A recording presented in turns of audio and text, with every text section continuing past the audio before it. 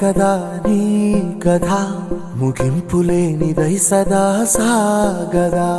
ఇదే కదా నీ కథ ముగింపులేనిదై సదా సాగదా. నీ కంటి రెప్పలంచున మనస్సు నిండి పొంగిన ఓ నీటి బిందువే కదా నువ్వెతుకుతున్న సంపద.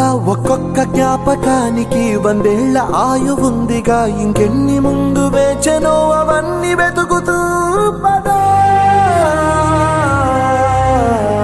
మనుష్యులందు నీ కథ మహర్షిలాగా సాగదా. మనుష్యులందు నీ కథ మహర్షిలాగా సాగదా.